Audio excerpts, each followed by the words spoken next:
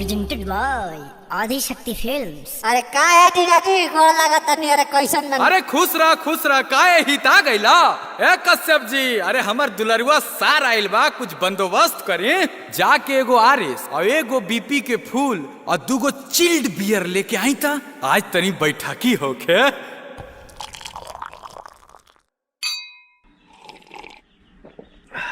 अरे और सब बताइए, सब ठीक है ना?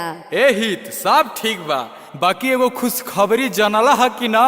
नहीं जाना है, बताइए। अरे हित तोर दीदिया माँ बने वाली बाड़ी नू। अरे ये बहुत दुखद बात है। काहे? ये बात भूल के भी पापा को मत बताइएगा मेरे। अरे ससुर जी के काहे ना बताई? हम बोल दिया ना मत बताइएगा तो मत बताइएगा, आपका तलाक हो जाएगा। अरे पागल है इसका रे, तलाक कैसे हुई? दीदी जो थे मेरी दीदी, हाँ वो कॉलेज में एक बार प्रेग्नेंट हो गई थी। अरे साला। और पापा जी कुकुर जैसा कुट कुट के मारे थे। आ तो बहिन के ई का कह देले रे, सब नसवे फाट गईल। ए मारू तने एकरा आओ पिलाओ, तब एकरा बहिन के भी कलास लगा के आवत है। अरे केवाड़ी खोल। अरे कहाँ बालिस रे? काहे चिल्लाता रहो, तनी धीरे बोलो। का हो? बोल तेरा आज सब खोल दिया रे। का? पियाला में सच सच बोल दिया रे। कौन बोला? कौन बोला? राशि बे। हैं? ये क्या हो? बोल तेरा आज सब खोल दिया रे। पियाला में सच सच बोल दिया रे। रहिस्ते कुआरे में, रहिस्ते कुआरे में बने वाला माई। कौन कोला? अके हुआ और ना बतावलो। कौन बोला? कौन बोला? के हुआ और ना बतावलस, बतावलस तोर भाई। अरे के हुआ और ना बतावलस, बतावलस तोर भाई। जा बुरबक भातार मिल गल, बोका तहरा के कहीं कि ओकरा के कहीं, हमरा तो कुछ नहीं के बुझात। लौड़ी कोई ये ले वो करा से, का तू? लौड़ी कोई ये ले वो करा से चले ला लड़ाई। अरे हाफ माइंड होते राजा, हमार छोटका भाई। अरे हाफ माइंड होते। अरे चुप रह। देखी रउआ बात ना मनम तो अपना माइक लगे फोन लगाओ। लगाओ स्पीकर ऑन कर। ए माई रे गोड़ लागतनी। खुश रहा। बबुआ पहुँच गई बनो।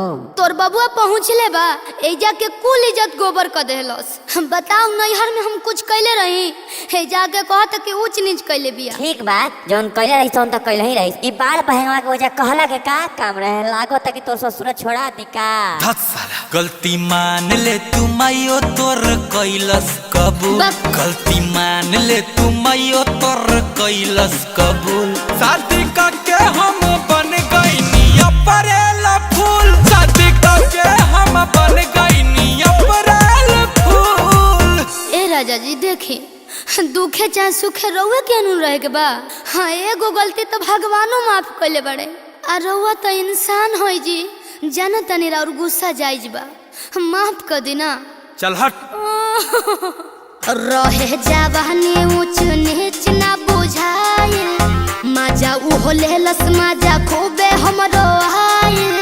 जान बुझ के गलती ना कोइले बहनी जी, जान बुझ के गलती ना कोइले बहनी जी। अरे जा नाश कर दे।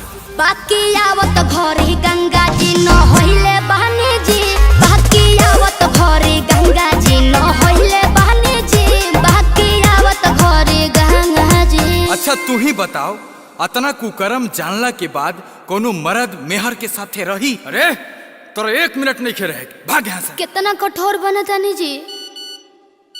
अपना मोबाइल दिखाइए, किसका मैसेज आया है? I love you. ये क्या कर मैसेज है जी? भइल बड़ा दूध के धोवल है, कौन मुंह झौसी ही? रुको तहरा के बताओ तनी। अरे श्यामवा कसवा के गर्लफ्रेंड बिया, लव यू ना पीएनए मॉल लिखल बा। तारा पढ़े आवता?